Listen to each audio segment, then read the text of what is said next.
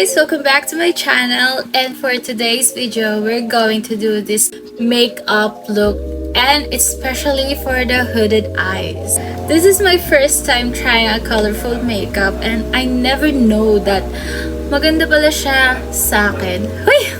Let's get ready and let's get started. Go! Some of this makeup, karamihan ng makeup na gagamitin ko is from the product na in-order ko through sa Orange Basket, and it's called Capavini. Marami silang mga product na affordable, and by means affordable, sobrang affordable lang. Like, may concealer sila na less than 100 pesos lang or less than 150 I think. But you can check it out na lang sa Orange app. But yeah, it gives what it gives naman sa product na ino-offer nila. Like, this, karamihan talaga ng product na ginamit ko is from their shop. And by the way, this is not a sponsored product. Talaga natuwa lang ako doon sa binili ko. And papakita ko sa inyo kung paano siya nag-work. So here's all the makeup products that I got. First, I got this liquid eyeshadow, and it comes with a glitter, and I'll be swatching the blue one. Here is the light blue, and then there's a green, and there's a purple, I think. So here's the swatches, and mabilis siya mag-set, and once it's set, hindi na talaga siya natatanggal. Ayun, kita nyo naman sa video na kahit anong rub ko, nagsistay na talaga siya.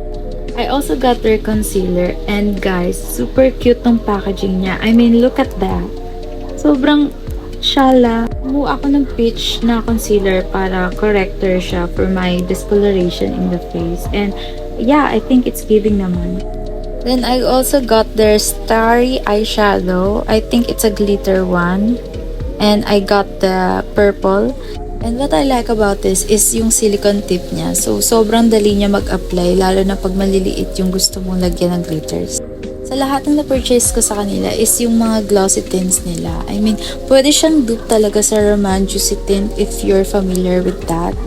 And, yan, sobrang pigmented and nag-leave din siya ng stains niya. Plus, it also have a gloss. The first thing you will do is to prep your skin. As for me, tapos na ako maghilamos and I also apply my skincare na. So, let's go to our makeup. Gusto ko sanang unahin ngayon is yung eyes natin. So, parang sa face kasi, parang it's just your basic full face glam makeup look. And yeah, we're going to do the eye first. For the first routine, apply a concealer in your eyes para ma-prime siya. Para yung color na i-apply natin later is mag-pop talaga yung color and hindi siya magbe-blend sa skin tone mo. Yan, parang ganyan. I'm using a flat brush para mas precise yung pagkaka-blend ko.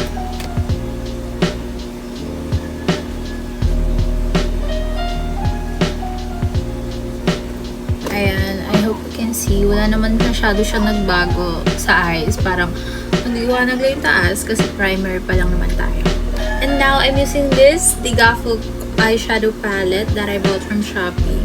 It comes with 18 shades and I will use the dark brown para ilagay siya sa all over my lids. I'm using this fluffy brush. Mas maganda kung mas makalat kasi wala naman yung kalat later dahil papatungan ulit natin to ng concealer sa cut crease. Sa mga hooded eyes, mas maganda kung itataas nyo pa yung eyeshadow kasi diba, ayan o, natatakpan siya ng eyes natin. So, itaas nyo talaga siya sa kalat.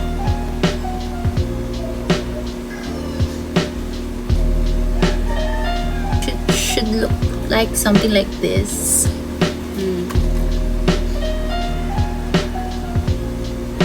Ayan. Ganito siya. I know, pangit pa siya simula, pero trust the process, girls. So, yeah. For the cut crease, use your same concealer as your primer para i-cut crease natin. Alam nyo, yung makeup industry ngayon, sobrang nakakatuwa na. Alam nyo ba dati, sa pag-cut crease, sobrang hirap nito. Like, napapanood ko dati around 2016 ata yun na pag nagka-cut crease ka dapat exact kasi hindi mo alam yung face shape ng may makeup mo, lalo na pag makeup artist ka. Wala talaga siyang tricks, gano'n. Yung galing mo sa pag-makeup, that nandoon siya. Pero ngayon, may mga tricks na tapos dati yung cut crease, umaabot pa ng 1 oras para lang sa eyes. Tapos ngayon, kaya mo na siyang gawin in just 5 seconds. Ito yung isang trick na to. Ang sabi, ilagay mo lang daw to, concealer mo all over your lids. Tapos gaganon ka.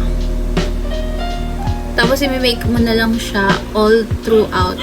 Tapos meron ka ng cut crease. O diba? Ang galing. Gamit yung flat brush nyo, ilinis nyo lang siya. Like, ayan. I-blend nyo siya lalo na sa inner corner para hindi naman magkaroon ng harsh line. Ayan.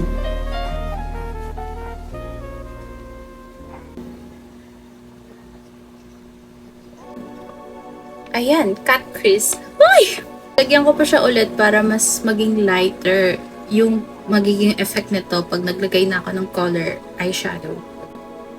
Sorry kung hindi ko siya masyado mapakita ng maayos kasi bawal mag-zoom. Pero, ayan, ganito siya. Ganito yung itsura niya. Just, inaayos ko lang talaga yung blending nito pag ginanon ko yung concealer sa eyes ko. And now, I'm using this Capavini Green para naman ma-elevate yung look natin. Lalagay ko lang siya to sa part ng may concealer sa eyes ko. Ayan. Uy! Ganda ba? Kakapalan ko siya. Tapos, isa-set ko rin siya powder eyeshadow. Ayan, ganito siya. Then, gagamitin ko itong color Fusion by Beauty Glaze. Itong dark green na to para ipatong ko pa siya dito sa eyes. Ayan, di ba? Di ba? Nag-pop yung color niya. Nag-build up na siya kasi.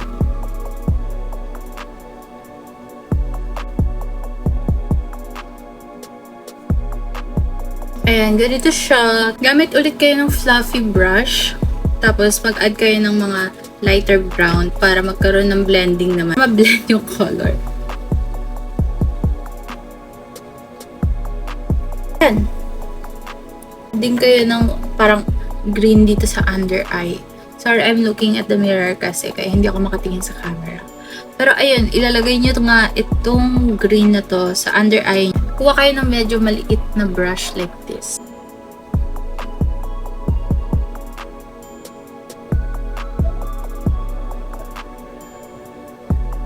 Ganyan. And ganito siya. And now, I'm using the same product. Kaya I like this product kasi 2-in-1 na siya. It has a glitter and then a color eyeshadow. Plus, it has a silicone tip. And so, mas madali siyang maglagay ng glitter sa eyes. Mas madali siyang iganon. Unlike do sa mga brushes type na pwede pang malagpas.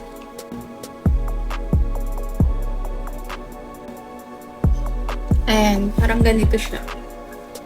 Using this, the Capavini glitter. Medyo kulay niya kasi iridescent. And now we're done with the glitters. Mag-a-add pa ako ng glitter dito sa inner corner eye. Using this Caroline strobe stick. Mag-a-add lang ako siya dito sa inner corners ng eye. I'm thinking if I should use the black one or the brown one. But parang mas okay yung black para parang hindi kasi makikita yung brown sa color green. So, let's use. So, this is the look on my eye. Ganito siya. And be right back. Gagawin ko lang itong other eye ko. Yan. I'm done with my eyes. So, I will go now with the base. For the base, there's nothing special naman. Just do your regular routine. Mas maganda kung mas simple yung base. I mean, mas minimal lang. Para yung makeup is nakafocus yun dun sa eyes natin. Para nagka-complement sila sa each other. I will use this pink flash. I don't know. I think it's a coral one.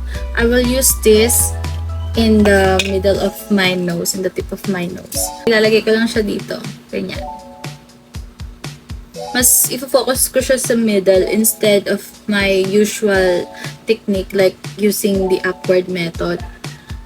First time ko lang itong ginawa actually. Hindi ako sanay kasi naglalagay sa gitna.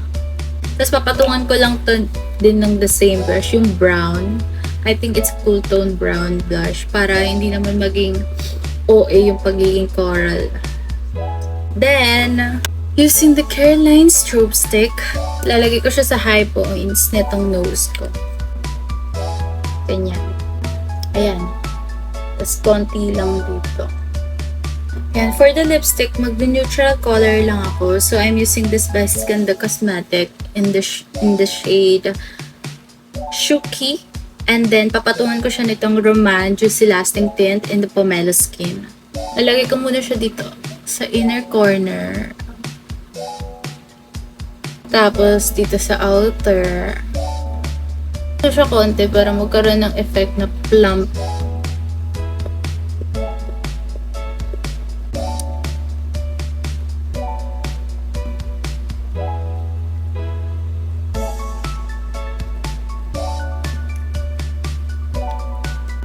And there you have it. Wait, mag-aayos lang ako saglit and I will show you the final look.